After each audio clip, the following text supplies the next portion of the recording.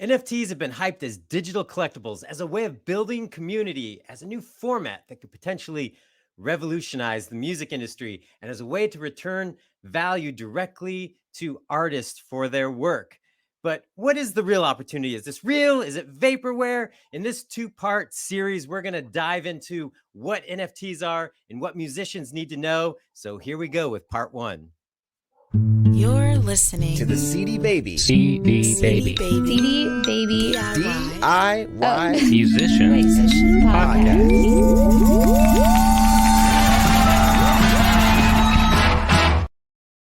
Hey there, and welcome to episode number 292 of the CD Baby DIY Musician Podcast. My name is Kevin Bruner.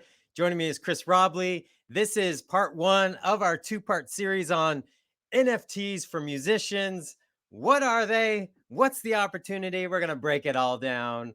Chris, I know you've been waiting for this episode for a long time. I'm so excited for this So episode. I'm so excited. And my dog is. I don't know if you can hear him. He's like going nuts. Probably a Yeah, I mean, he's a big NFT fan. Huge NFT. He's got his own .eth domain address. So he's got his digital wallet all set up. Yeah, he's a smart dog. No, I'm really excited for this. All right. So we're going to be talking about NFTs, and we're going to do this in two parts. So this first part, episode 292 that you're listening to now, is really going to be about what they are, a lot of the terminology. In my predictions, music predictions for 2022, I said by the end of January, you probably would have heard NFT 1,000 times. I think that prediction came true with no problem. In the first week. Yeah. And so this episode, we're just going to break down a lot of what people are even talking about. What is it? And the next episode, we're going to really dive into opportunities for you and your music and some potential pitfalls or issues that the NFT world needs to overcome for it to be successful. So, Chris, I think in this, you started out in previous episodes of the podcast where you're like, this is all BS, but now you're a believer. I had a conversion moment. Yeah. You did.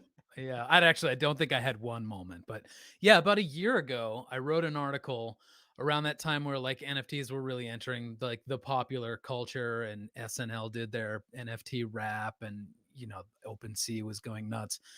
And I wrote an article that I don't think I was downing NFTs totally. What I was saying was to like our audience, the sort of working musician, the DIY artist, don't buy into the hype yet because we're not ready. It's a lot of work. And I think maybe I don't know if I was right or wrong then. I'm definitely wrong now.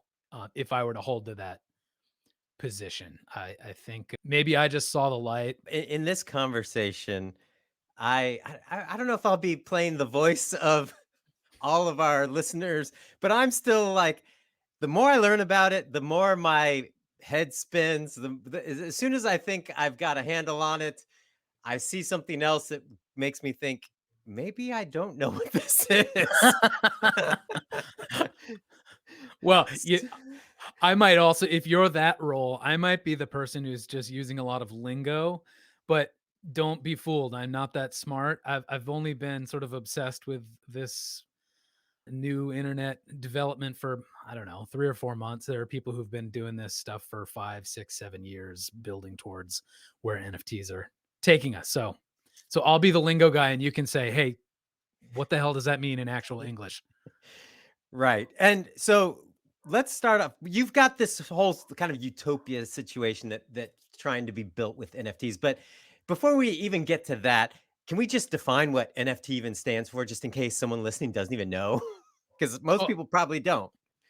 Yeah, it has the worst name in the world. It stands for non-fungible token, which you can't define something with something that needs further definition. Can you? I know that's we'll be talking about the problems to overcome in the next episode, but there is one glaring problem right there. It's abbreviated jargon that then nobody knows what that jargon means. Is that on your list of terms that we're going to be going over later? Yeah. Okay. Yep. The components of those, we'll get to. Okay. So yes, a non-fungible token means it's something that has value that can't be split Or like a video I just saw said, money is fungible. I can take $100 bill and get 25s out of it. Where a non fungible token means it is, you own the thing, it can't be split up. That is what it is. And we should also say the value could be 0, but it Yep. has value. Yeah. Is zero a value? I think. All right. So, Chris, set us up with the utopia scenario that we're trying to build here. All right, so NFTs are part of a Web3 vision. So I'll try to do this like the guy who announces You got to movies. get close to the I- microphone. In a world. Yes. So imagine a world where every musician gets to determine for themselves how their music meets the marketplace. A world where the relationship you build with your audience is co-owned directly with that community and not intermediated by a giant tech company. I'm getting chills, Chris. Yes, where the content you create and the gains you make aren't owned by or subject to the rules of a particular platform or website. They're portable. They're yours. This is the utopia that some people who are enthusiasts of Web3 dream of, and NFTs play a big part in that vision. So, should we be hopeful or is it all hype? That's my question.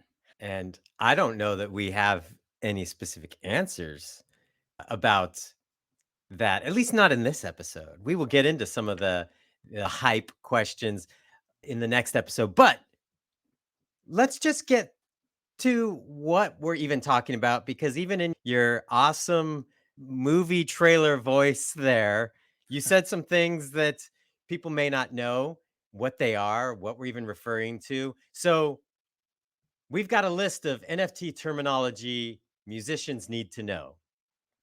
You want to hit on that right now, Chris? Yeah, I'll try to go through it quick. So here's some terms you'll need to know around the NFT space. First thing is Web3. Web3 is the next evolution in the internet. So Web2 was a world where the everyday user could be a content creator.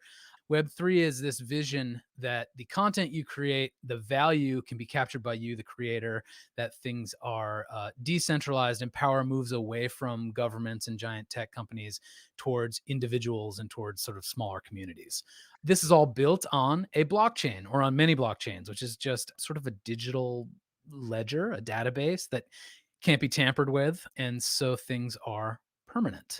In order to interact with a blockchain, you need crypto, like a cryptocurrency, a coin, a token, something like that. That's just a way of denoting value in an ecosystem that puts its trust in a particular blockchain, the same way a US dollar denotes value in this world where we have full faith in the US government.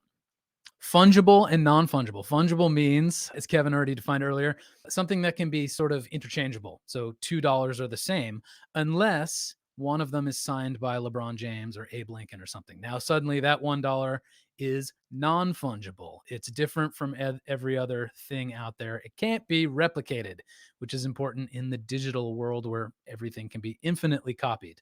You might hear the term mint. That just means to make an NFT and list it for sale. Gas fees, that's another term. That's just a fancy way of saying a transaction fee because it does cost money for the people who are validating transactions on a blockchain to do that. That one really Gas messed me up when I fees. started reading it. Yeah, and for people who are have environmental concerns, saying gas fees doesn't help that cause at all. Another term you might hear is floor price. This is if an artist or someone who creates NFTs has put out a whole bunch of NFTs in a collection. Floor price would be the cheapest one in the collection. It's sort of like the least you have to spend to enter that artist's work. One of one. This is a way of defining scarcity. So something that's one of one is it's the only one. You can also see one of 5, one of 1,000, different bits of scarcity. If you ever hear the word drop, just means to put out. So, if you drop an NFT, you're releasing or selling an NFT. A Genesis drop is your very first NFT that you ever launch. Marketplace, just a fancy word for a store where people go to look at and buy NFTs. When they do, they have to transfer the NFT from the marketplace to their wallet, which is not a physical thing in their pocket. It's a magic internet way of storing your cryptocurrencies and tokens. What else? Airdrop. So airdrop is not that different from the airdrop you might know in the Apple computer world. But basically what it means is if you hold a token in your crypto wallet, someone can airdrop you. They just send you a different token or more of the same token. You don't have to accept it, unlike that U2 thing that happened with Apple when they put their album in everyone's iTunes player. You can say no thanks to this airdrop, but it is a way for artists, companies, and stuff to sort of give back to the community of people who bought in and supported them early on. You can reward them with more stuff, which leads to the next term you might hear around NFTs, which is utility. And that just means like, hey, beyond this dumb picture of an ape wearing some horrible streetwear that I can put on Twitter, what else do I get? What more utility does this have? And there's lots of different things that can mean. It could be that your bored ape gets you entrance to a private Discord server or backstage pass to some concert or something like that. And all of that is possible because these tokens can function as smart contracts, which is just a fancy way of saying your money is programmable in this environment. It can do more things than simply denote value. I think that's the end. Whoa. Did I help or hurt our cause?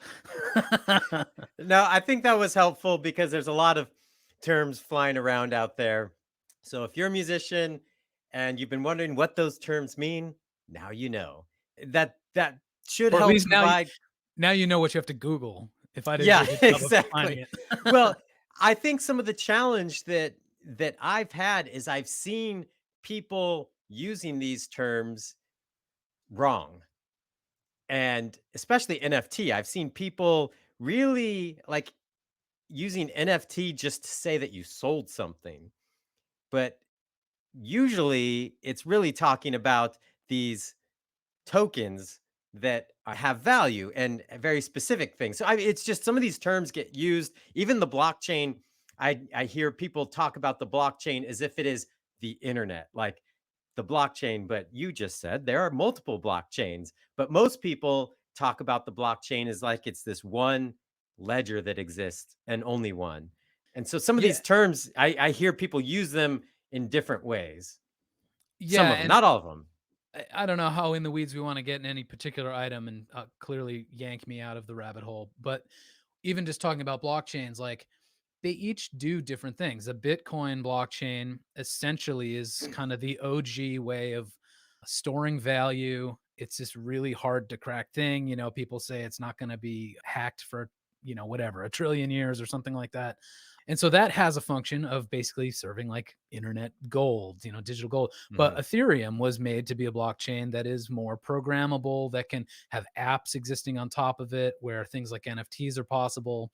Ethereum currently has so much transaction volume that those gas fees are pretty high. So it ends up being sort of discouraging like your average everyday working musician from getting in and playing around because it just costs money to simply even to play around. But then there are other blockchains that have been invented that are either cheaper, they have cheaper gas fees, or they just have less transactions going on. So it's cheaper. But either way, they all do something slightly different. Yeah. Well, we're going to dive into some of these terms a little bit deeper. The first one you have in here is Web3. Just like NFT, I'm hearing Web3 thrown out everywhere. Before we get into that, it's funny to me. Didn't you say you were going to watch the Super Bowl just to see all the crypto commercials? Was that you? Yeah, that was me. Yeah. Which there were a bunch. So to me, it sort of feels like we're at this cultural moment that feels sort of like the dot-com boom of early 2000s, There are a lot of where pets.com jokes going around. That's true. yes, where it feels like everyone's launching these businesses and getting tons of investment money, and you go and check it out and you're still not sure what the business does or is, but they have a few catchphrases. Back in the dot-com boom, it was, hey, I got a good URL. I'm going to launch a website. And because I got a good catchy URL and made a funny commercial, I've got millions in investment. And then a year later, I'm out of business. I'm not sure if that's the same scenario we have here, but there definitely are a lot of people jumping in. It feels like a gold rush. And in that scenario, you always have things, I think, driving confusion in the marketplace because there's half-baked ideas, people that are just trying to cash in quickly on I the definitely excitement. think that's true. However, I don't think it negates the usefulness of the vision. Like if you go on a website like Coin Market Cap, you might see 6,000 cryptocurrencies. In 20 years, are we going to have 6,000? Maybe. There might be just a few winners. Maybe there's 10 or 20 that kind of win out for their different functionalities. Or maybe it goes the opposite way. Maybe literally every business and every creator has their own token. And so now we have 10 million or 100 million or a billion cryptocurrencies. But I think what you're saying, like the things that don't have usefulness are going to fall by the wayside for sure. And we're in that place where everyone's jumping in. It feels like the Wild West. Yeah, Um, I think what you just said to me, when I relate it to what I felt like during the dot-com boom, was that there's gonna be a lot of losers and a handful of winners, and those will really define what this will be like. In the dot-com boom, it was like, what e-commerce is really gonna be? Where I think in, like, that era, everyone was starting these random stores about very specific items, when Amazon was like, "No, everyone just wants to buy everything in one place." And so they won out and a lot of people lost. But the other thing is, for musicians, I also think about the crowdfunding boom and crash, where it's like, this is the future. Everything's going to be about crowdfunding. We had some early winners, some early adopters that made millions. Most of us barely funded our albums, or many of us didn't, and realized, you know what, this really wasn't the new thing. And it's always going to exist and it's always going to be an option, but it's going to be an option for certain people. I'm still trying to figure out where I think about all of this NFT stuff, but those are some of the things that in my mind I start thinking about when getting into this discussion. But we can dive into Web3 specifically, because that is a term that we're getting hearing a lot. And you touched on it a bit, but let's touch on it a little bit more. Yeah, so I think Web 1 was that version of the internet where technically proficient people could sort of publish things to the internet, but it was static content and Mhm. we the average user would go to read it. And that's sort of where our interaction stopped. You couldn't comment on it. You certainly couldn't create and post your own stuff. You couldn't move it to other websites. So then Web 2 sort of solved for a lot of those problems and made content somewhat portable between platforms. It put the power for all of us to make videos and tweets and to become content creators. But then, as I said in the intro, one of the problems that arises is that tons of value is being created by your average everyday person, but they are not capturing much of the economic value of that content. It's being soaked up by these giant companies who serve ads against all the attention that is created by that content. So, Web3 is this response to that where things are decentralized, meaning these blockchains don't live in one place. It lives on thousands, tens of thousands of computers all over the world. They're censorship resistant, which is just a term to mean no one person or no rich person can come in and have their say because it's distributed across such a wide network of people. The other thing that happens is it's this world where we're all going to transact on the internet by having our crypto wallet wherever we go. So maybe you don't want to subscribe to the New York Times, but you really want to read this one article. Well, there might be a button right at the top of that article that says, connect to your wallet and read this article, and it'll cost you a penny or whatever they think is the fair market value for you to engage with that one piece of content instead of sucking you into a subscription. So that's just some of the I guess my dumb summary of Web 3. And I think it's really interesting to me because I see two sets of people getting excited about this world. One is the libertarians. Like they hear, "Oh, personal responsibility over your own finances and investments and future and like everything is tokenized and literally every transaction or every interaction is a transaction. What amazing libertarian hellscape that will be." So that's one set of people. And then you have people who are a little bit more, I don't know, socialists, community organized, people who like to think about the commons and how you organize people for public good, and the dreamers. And there's a lot of usefulness for web3 tools in helping organizations move more efficiently, have more immediate impact for their efforts. And I'm not saying either of those are good or bad. Like I kind of like the tension between the two. It seems like a really exciting space because there are those extremes playing with the same technology. Yeah, and if you've been paying attention to current events at all in the last couple of years, there's been a lot of concern about who gets to control opinions. We've seen that a lot. People, especially on Facebook, people getting deplatformed for having conversations, having opinions, having just one person deciding, no, this you can't post this here. And the Web3 kind of uncouples the one of the visions is that there is no gatekeeper, and with that comes good and potential bad in all Potential those bad. situations. Yeah, in all those situations. Well, that's a great point. The sort of censorship resistant thing means it can function in two ways. You can be using a tool, an app, something that's built on a blockchain and start to not like the direction it's going. So like if you imagine that Facebook was built in Web3 and now you don't like the way that they're starting to charge ads for everything, or you don't like how their algorithm is surfacing content, you could in theory in Web3, because so much of this stuff is open source, it's called forking. It just means you take a copy of what it is and you go and you make your own. And so there could be endless branches of a single tool that everyone sort of shapes for their own vision. That's one way in which things are kind of more permissionless. And the other thing is that if your fans all own a token that you minted and you speak to them only on Facebook or only on TikTok, but then suddenly you want to move off that platform for whatever reason, you can say, you know what? I know who all these fans are who have my token. I'm just going to airdrop them something to signify here's where we're moving, or here's how we're going to Yeah. move to a new place. So it solves for a lot of those problems of too much centralized control. Well, and also I think in the scenario you just mentioned is a big problem artists have, and anybody who's building an audience, is that we've found ourselves in a world where we don't own the relationship with our audiences at all. I think Facebook has been a slow, rude awakening for this, in the sense that people built these great vibrant communities on Facebook, and then they changed the algorithm. Oh, if you want to reach this audience, you're gonna have to pay. And like, they are fans, they want to hear from me. Well, it's our platform, you're gonna have to pay. A lot of the vision of Web3 is that Facebook or whoever cannot do that. Or if they do, like you said, you can move your audience. You can say, hey, everyone in this group, we're now over here. Yeah, and the power exists within the individual fan too to say, "Oh, I hold this artist token and I love them, so I'm going to hold on to it. And for whatever that's worth, I hold it." But you know what? Now I've grown up, I own a house, I got responsibilities. I don't really care about Taylor Swift anymore.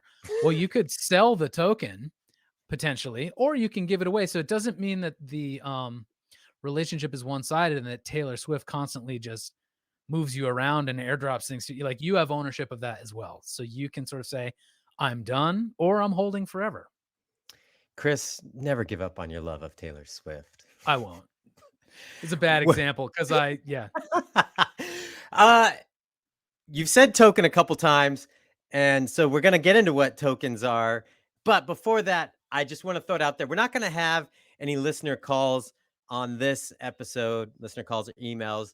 But I really want you, if you've got a question or you've dabbled with NFTs, you've done something with them, you've tried something and it's worked, it's failed miserably, whatever. If you've got a comment, please call our listener line at 360-524-2209, or email us at podcast@cdbabypodcast.com. We will use them in part 2 of this episode. So don't sit on it. Don't wait and go. I'll get around to it in a couple weeks. If you're somebody that has experience with NFTs or an opinion, throwing that out there, 360-524-2209. We want to hear from you. All right, Chris, tokens. You've said tokens multiple times. Let's define that, because that is another core component of what you will encounter when you start diving into NFTs online. Yeah, so this might even complicate the definition rather than simplify it, but it sort of depends who you ask, because a token could sort of denote value in a very monetary sort of way, in which case you can think of it as a currency. But it could also be something that's social. So in the event that an artist mints a fan token that their fans can acquire, they don't even have to purchase it. You could send it to your fans for nothing more than the transaction fee. So that leaves it open to being a currency or a collectible that can go up and down in value, or something more like a merit badge or like a ticket to entry or something. So there's a lot of different ways to use these things, which makes them hard to define. But I guess let's just say A token denotes value and potentially access to something. The way I always thought of it when they started using that term, I don't know, it's like going to Chuck E. Cheese. You get tokens. It has value. You can hold it in your hand. It's not like you can split it or do whatever, but it has meaning of some sort. If an artist created a social token, they would be fungible in theory. You might say, oh, there's a market cap. I'm only going to make Yeah, 10,000 of these. That's all there will ever be. But essentially, one is no better than the other. So that would be like, correct. I'm giving access to token holders who have my social token. Then we get into non-fungible. Suddenly it's like it's not the Chuck E. Cheese coin anymore. Now it's something more like a signed baseball card. And so in the future, Gary Vee talks about this a lot. Like an NFT could be the deed to your house, could be your health records or a death certificate or a birth certificate. If just straight up purchase receipts were NFTs, you could go to a five-star restaurant on their opening night, and then 5 years down the road, they're like, "Hey, we're still in business. Isn't that awesome? We're gonna throw a 5-year anniversary. The only people who can come, we're making a special menu, are the people who came on opening night because we gave them that token." So there's a lot of business uses as well. I think for artists, if you have NFT purchasers, you could also say, "Hey, anyone who owns my NFTs gets backstage at whatever show I'm closest to you at." I think there's probably 10,000 other uses that will come about in the next 10 years. One of the ones on your list here just that to me drives confusion in my brain is like you said, a sword you earned on World of Warcraft, but want to use it in the Legend of Zelda reboot. And I go, how can you even do that? It's a digital thing in a program. How do you transfer it to another digital thing in a program? Fancy smart people are making these things happen. So I'm pretty sure there's an NFT project now where like in one digital environment it's a t-shirt, but when you move it to another it's a sword or something like that. But even if you just say this NFT represents a magic sword in World of Warcraft, maybe the simpler version is saying I want to use that sword in another video game. I want to use it in Roblox. And so this is where you get into ideas of the metaverse, but that your digital property or your digital assets can be moved from one place to another. If you buy a painting in Roblox to put on your house, you can move it to Fortnite. You could even buy a Samsung TV in your actual real life home that displays the same painting. So suddenly, this thing you own is no longer locked in one world like Meta is dreaming of, but actually part of the real metaverse moving between digital environments. All right. Is everyone still with us? Do we need to take a breather, take a deep breath? the, uh, the song that you own the NFT for could be listened to in Roblox or the Legend of Zelda reboot or your own in real life stereo. yeah. Yeah. I'm holding a lot of commentary in because this episode is really Don't hold supposed it to be. in. You're supposed to be Well, the bad cop or well, whatever, I vice don't I versa. don't want to confuse the issue because we're talking about just defining what things are.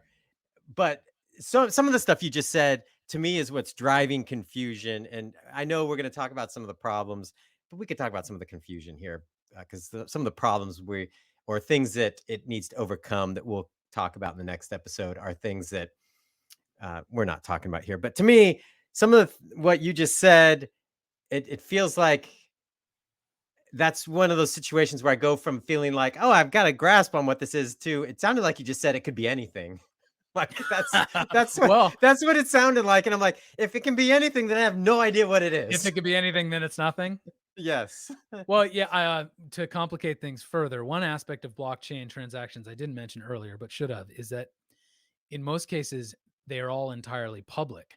So there's another aspect of your digital wallet, your crypto wallet could be kind of serve a function like your resume does today. Like in 10 years, someone could look at your wallet and be like, oh, look at all these cool communities that they're tokenized communities they're part of, or look at all these NFTs this person got in on early, what a tastemaker they are, we're going to give this person a job or whatever. So it's sort of weird to think of your own transactions being so public and being such a part of a visual resume, I guess. And someone who hasn't set up a wallet at this point may be terrified of what you just said. Like, I don't want people to see what I'm buying for a lot of different reasons. But your wallet is just a string of numbers and digits. letters, it's private. So I mean, it's not private. What you're saying, the transaction record is public, but your name and stuff is not attached to it. Right. Yeah, and I mean, It's I know I can also when I say things like that, like your transactions are part of your resume, I can hear like the isn't China doing that? Like making everything social points and maybe I don't know. But again, at least in this ecosystem, if you want it to be pseudonymous, it's like it's public, but you don't have to say it's you. yeah. So you mentioned a couple things that we'll dive into in the next episode, but I just want to highlight that if someone's Googling or looking around at what's happening in the NFT space, you mentioned things like fan communities and selling specific pieces of art, whether it be your song or something that goes along with the experience of your music. Those things are popping up. We're seeing a lot of trial and error around that. And so you've probably encountered some stories or news items or someone talking about NFTs around those things. And I think that's also what makes it hard to understand is that I think in my example about crowdfunding is probably only useful in the sense of that was a craze that happened. It was like this gold rush idea, and then it kind of faded away after the reality set in. To me, that's the only sort of comparison I'm making. Beyond that, fan funding is a specific thing and structure where NFTs, it's like a mechanism that a lot of things could be done with. And I think that's where also, because of the name, because of all these weird terms we've never heard before, because it's really this idea of decentralization and one to one, that it could be a lot of things. And it's hard to define and just say, oh, it's this. This is what happens with NFTs. Yeah. Well, one thing I recommend people do is just like start paying attention and trying to learn about it for a few months before you try to mint your own NFT or maybe even before you form an opinion. And the places I recommend doing that are Twitter. They have spaces, which is sort of like Clubhouse on Twitter. And Hmm. they're like all day, every day, there are NFT discussions. You'll see some of the same people in all of them, which either points to the fact that it's early in the space and there's only a few leaders, or maybe it points to there's a cliquishness or something like that. But you can learn a lot from listening to those conversations. There's a lot of conversation about NFTs in Discord servers. And then you can go to sites like Medium and Substack. There's a site called mirror.xyz, which is great because it is a Web3 website where you connect your wallet as you read these things. And if you want to basically tip the authors, you can pay them in ETH, which is the Ethereum currency, or they can even mint their articles. If they're doing, some deep journalism, they can mint their article as an NFT. So check out Mirror as well. Yeah. All right. What should we dive into now? Yeah, on your notes here, you said, but really, what is an NFT? And what I was mentioning just a second ago, I think leads into that. This is the point that's probably either going to blow people's minds or make them enraged or just really more confused. But an NFT is really just a reference point. It's not the file or the work itself. It would be really expensive to put a 4-minute song on the blockchain. It would be, horrendously expensive to put a movie on the blockchain. So we're not even talking about you owning the file of the music itself. The NFT is just referring to that file out there in the interwebs. And you're basically just buying a receipt that says, yeah, I own this thing that says it points to this other place, which I think in episode 2, we'll talk about some challenges and solutions around that whole thing. Yeah. But really, what you're just buying is something, again, that denotes value by pointing to something, which isn't all that different from the US dollar. It's only worth something because we say it is as a collective group. That I think is one of the most confusing things about NFTs. Well, and I think that's why there's so much confusion around it, where it really definitely breaks from my thoughts is like when I talk about fan funding and the craze that we went through and the decline. And now it's something some people do and some people don't. But this is where we see stuff still happening that really just drives confusion around what you're even buying or what you're even selling. And then that, a lot of artists probably saw it made national news, that website called hitpiece.com that popped up. And most artists' music was there saying it was being sold as an NFT. And it's like, well, how does that even make sense if I'm the artist and I'm not involved in that? That just sounds like a regular download store and not something that really speaks to what we've been talking about, this one to one, this the artist controls it. It's them with direct relationships and having power over what happens. And so when I see stuff like that, it felt like the term NFT was being really misused. I laughed at that. Like, I kept scratching my head being like, "Is this performance art? Are they trolling, like, They trolling everyone who everybody. literally every artist and everyone who likes NFTs and anyone who talks about Web3? Or are they just scamming or both?" Like, I couldn't quite figure it out, but in a weird way, I almost feel like when those things happen, it's a service to the industry in the long term because it makes us ask those questions and say, what are we selling? Is it valuable? What does this stuff mean? What scam should we look out for? It's like it's an instructive moment kind of, Yeah. but yeah, that was all BS in my All right. mind. I think one of the last things that we need to get into on this episode is how you create an NFT. What is an Okay. like to officially make an NFT? Say whether it's I'm gonna start a fan club that only 100 people can join, and if you want to leave, you can sell it to somebody else, or a special album experience that you can only get with the NFT. What do Well, I do to actually, create an NFT? I think that's a really good starting point. It's what do I have to offer? Is it a new album? Is it behind the scenes access? Is it a book? You have to kind of think about what you want to put out there. And is it an NFT? Is this sort of digital environment the right format for that thing?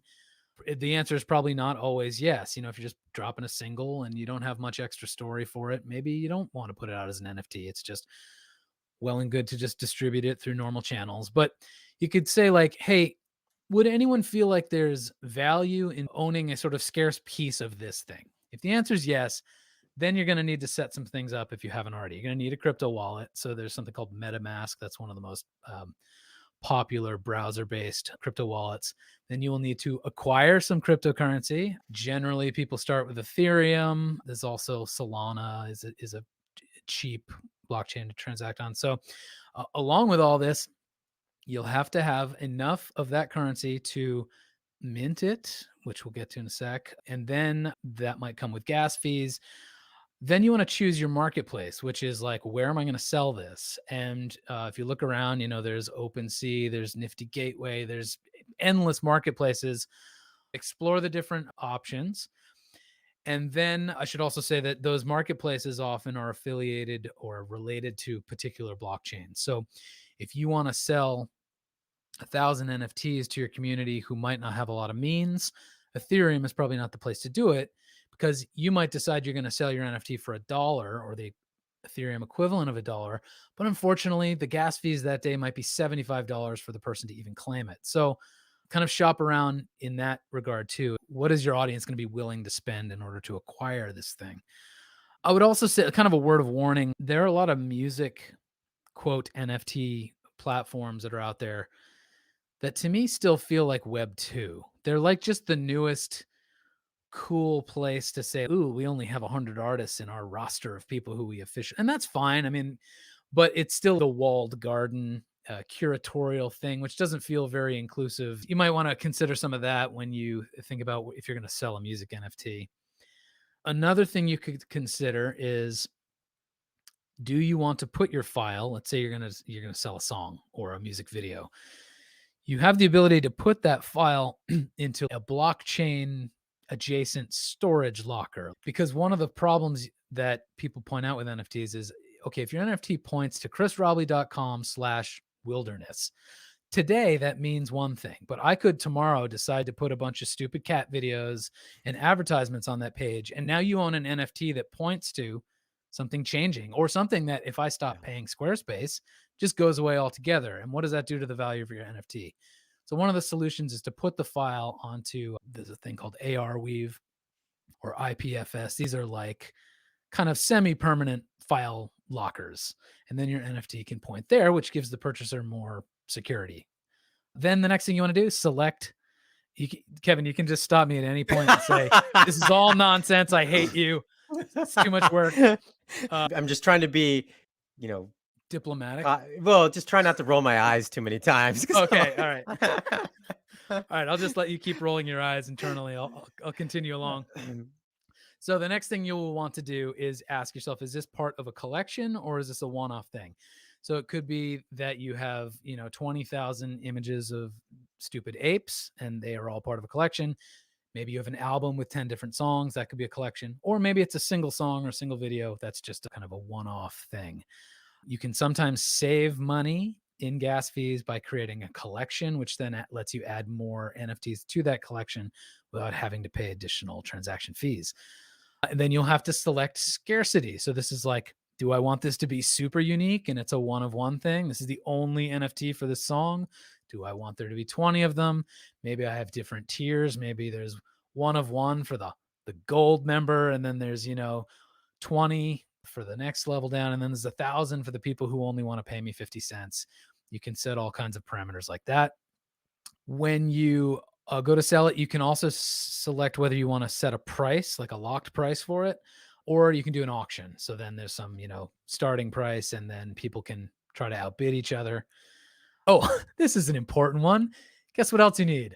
Buyers, people who are interested. You need an actual audience. So, we'll get into this a lot in the next one, but just because you made an NFT doesn't mean anyone wants to buy it. Like, I could mint an NFT of my dog barking. It's not anything on its own. But the last thing is, once someone buys it, you have to fulfill the promise. So they obviously own the NFT that points to the thing you have created.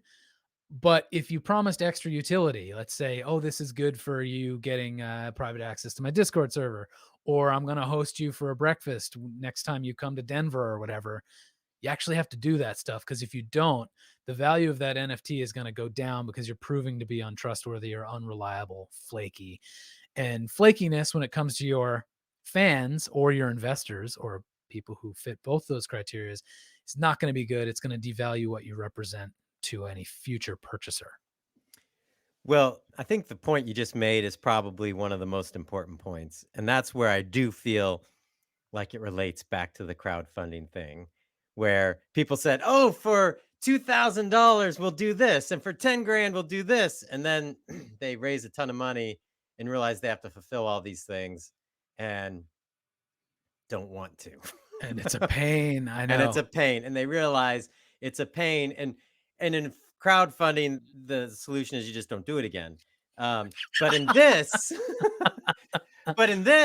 if you are selling people that I've seen so many announcements about people doing different NFT projects or launching so many different NFT focused companies, that also drives confusion. But to me, it's like a lot of people are buying in on certain things like what you mentioned, like say a fan community. And we'll dive into some of these things more specific next time.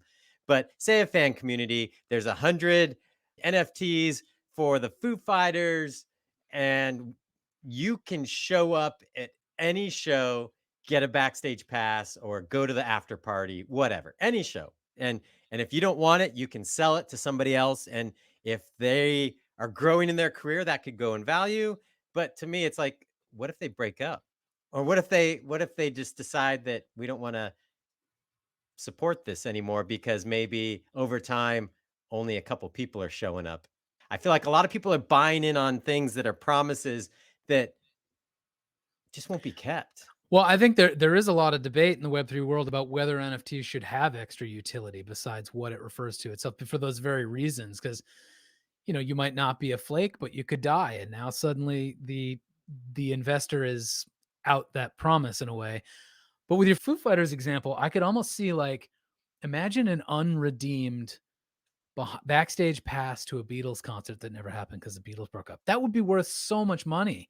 So even the fact that the promise is unfulfilled might drive up the value of that NFT. Like, I could see that in a weird world, which is the But world we live in in. your Beatles example, that would be a physical piece of memorabilia. I'm just saying, imagine the Beatles were, breaking up today and didn't fulfill their promise, but in 10 years were as legendary as they are. So it could be with the Foo Fighters too. Maybe the Foo Fighters break up and that unredeemed backstage pass is like skyrocketed in value because it used to be something you could redeem and be done with. And now it's just this, I don't know, immutable Sign of being a true fan, like the mega fan. memorabilia. I'm a Right. mega fan. I own the NFT to go to their shows.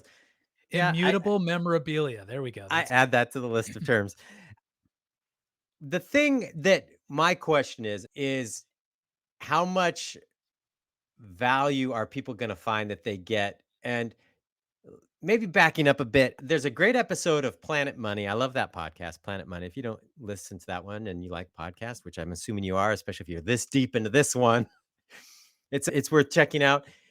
They did an episode on NFTs and it seemed very simple to me, and I felt like I knew what it was, and it was all about someone buying digital art. But I feel like that episode wasn't really that accurate, at least as I've discovered more about NFTs. But my ultimate thing was in a digital space, what's the value in owning some of these digital things that I could just go take a screenshot of? And you can say, well, you don't own it, but it doesn't matter. I'm getting the same value and usage out of it. That's where some of it I'm like, what am I actually buying? I don't Go. understand the psychological principles behind that, but it's already true that people are buying these things because they feel like there is value in it, even though they could just right click save. But so I think people are already proving they're willing to purchase things even though they can get it for free. And the other thing I was going to say is that everything we've talked about for like an hour that seems very confusing. I think 5 years from now we'll be so baked into everything on the internet and will be so user friendly that we won't even have to think about any of this. It will feel way more seamless. Maybe the term NFT just goes away because that's simply how everything is online now. So you think of the 20 steps I listed to mint an NFT. In 2 years, that could take you 5 seconds, even though right now it takes you 5 hours. So I kind of think that's where things are headed. And then we can take all of this stuff for granted. Probably a lot of it. And I think that's one of the challenges is that there is so many different pieces to all of this. And every day I see new announcements for companies. In fact, yesterday I saw an announcement. Someone left this sync company, and that person left to start a sync company based on NFTs. And to me, that made it confusing because I'm like, how what function does the sync company serve at that point? Because it seems like they still have to provide that function of pitching the songs and they're still going to get a cut somehow. So is that really an NFT that they're talking about? Or is it just using that terminology to start something new and get a lot of investment money? That's where a lot of this, where I'm like, that I see terms of NFTs being used and it just gets confusing because there's not that a lot of those things and steps you have to take that will be baked into certain things in the future. Yeah, and I don't understand the NFT world well enough to really comment on this besides saying I know there have been a lot of discussions about how NFTs solve rights flow and royalty flow issues because they are based on sort of smart contracts and programmable money and can interact with multiple wallets. There is a way where you could sort of say, hey, this week I want the drummer to get 10%. And that I want that to last for the first 6 months. And then after that, he gets cut out because he's paid off. And then whatever, like I want the producer to get 20% for a year. Like anything you can dream of in a contract, I think can be baked into the Web3 world. Of course, that comes with a lot of complications as well, because that doesn't solve in real life arguments. In that understanding of it, like smart contracts, that's something that when we started talking about this, now you and I have had discussions about this, especially around like what you just talked about. That when it's like, oh, that started making sense to me. But then that's when I'm like, is that an NFT, a smart contract? But it's not a NFT, it's a smart contract. Or is it? Are they the same thing? Or is it Well, that from my very stupid understanding, smart contracts is just a term for any kind of token, the functionality of a token that's programmed on a blockchain. And I could be completely wrong. And I'm sure we'll get calls being like, Chris, you're an idiot. So I think everyone? smart contract functionalities are part of how an NFT even works All right. or what it is. Now that it's all clear and And we everybody have a whole understands. week before we do the next episode, and I'll do some research and figure out what an And there'll idiot I probably be a whole bunch more announcements and companies starting that just am. add more confusion to it. But that sync one was really, to me, was like, well, what is your company? Because if these things are supposed to be like, artists don't have the relationships with the people that need sync placements. So that is the role the sync company serves. But is it that they're just now just creating smart contracts and so the money goes into wallets? And I don't know, just the usage of the term NFT in so many different places to me drives confusion and understanding of what we're actually talking about. Yeah, I think the confusion is going to get worse in some way when giant players in the industry now get in. Like Facebook literally named itself Meta, predicting that the metaverse is going to become integral to our lives. And yet I'm under no illusion that they are interpreting the metaverse sort of in its traditional way where you can move things between universes. I think for them it's going to be no, you're on our Yeah. metaverse. You're Yeah. not taking your sword out of here and going to World of Warcraft. You're not taking your Facebook content and moving it to TikTok as NFTs or whatever. Like in YouTube, I saw they just announced they're going to do NFTs. Yep. So it'll be interesting when all of these terms and things are just used by the giant players of today, and to see how much resistance will happen from the kind of Web3 purists, and if that fight is fruitful to keep things decentralized and interoperable. I think what you just said, I think is one of the main things that's driving confusion in my brain. Because you sent me some articles that I read through and like, oh, this is finally making sense to me. But it was all in that decentralized, like, screw these corporate interests. This is us owning our information, owning our content, owning our interactions, unlike what we have experienced with big tech. But then I see people like YouTube launching NFTs. I'm like, well, they're not going to want to, they want to build their own universe. So is it just an in app purchase at that point? Is it? Well, yeah, I think so. It's like NFT and name only, or Web3, and that's definitely going to be a thing and is already. Yeah, and so that's part of, like, why I bring up, like, that sync company, and I'm sure there's stuff that I don't know all the details. The news announcement didn't really go into much detail. It was just, to me, like, me trying to put my brain around just what I know of the sync world and NFTs. Is that really an NFT? And then YouTube launch saying, "We're gonna have NFTs." I'm sure Facebook will say the same. I'm sure all these platforms will, and it's like, this feels the opposite of what we've been talking about, decentralization. It feels more like just using that term to create a purchase inside our own universe that we are going to control just like we Yeah. always have. Well, and honestly, it's like, I don't know how pure to be about definitions, but if you can't move it from YouTube, or if it's essentially an in-app purchase in your YouTube world, you can't move it into your own wallet, which, they talk about non-custodial wallets. It's like, Yeah. it's mine. I control it. No one can tell me what to do with it. If I can't move it to my own wallet, is it an NFT? Like, probably not. That's my take on it. And if Facebook or if Meta is holding the wallet for you, you're basically just paying them in fiat currency, and you're still doing your thing on Facebook. That's not really Web3. So, Yeah. And the article I saw about the YouTube announcement said that there was really no details about what it meant. And, or how they deal uh, with copyright. well, and also one of the articles I saw was making a commentary, and it's like they didn't think even YouTube knew what they meant by it. That they were just using a buzzword. We're gonna have NFTs. We've got creators, so we're gonna have NFTs, and then someone go figure it out.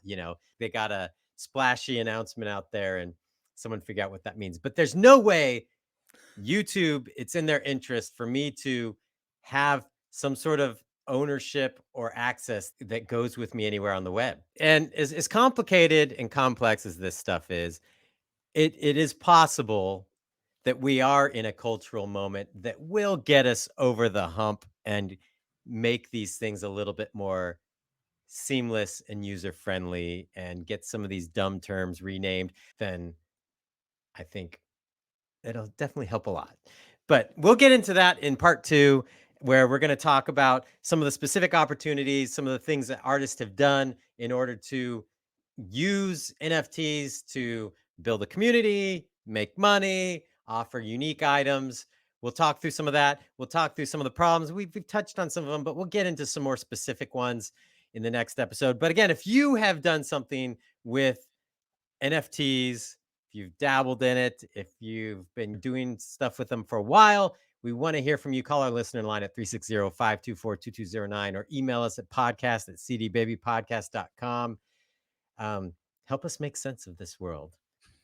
So, Chris, anything else to add for this episode, or did we get through all the things you feel satisfied in what we covered in episode 1, part 1, I should say? I think we did a good job of adequately confusing everyone. So we'll clarify everything by next week. Yeah, it'll be all clear, so clear. But You said help us make sense of this world. I was thinking help us make ETH of this world. NFT joke. wow, you've gone deeper than I've realized. No, we covered a lot. The terms, I think, alone would be helpful, because when we started talking through those terms, there were so many things that were driving confusion for me. But the misuse of those terms, I think, is still something when I see these company announcements that I'm like, is this really an NFT, or are you just launching a download store? Because it's starting to be hard to tell the difference when people talk about things. But we'll dive into some of that stuff next time. And if you get some questions in, or comments, or experiences in before that, we will include them in the show. And I think that might do it, unless you have any other comments, No, Chris. I'm good. See you next All week. right. Well, thanks for hanging with us in that. A lot of detailed information. But I think next week's episode will be a little bit more fun. Yeah. Not this was fun. I always have fun on the podcast, but is for people listening, I think it might spur some imagination, which I think is what we like. Yeah, this one was the glossary episode, and next week will be the shit talking and the hope and dreaming. Yes, there we go. All right. Well, thanks for joining us. Make sure you subscribe so you don't miss an episode. And, we got episodes dropping every week, so you don't want to miss any. Lots of good stuff coming. And part 2 of this will be out next week. So stay tuned, and we'll catch you next time.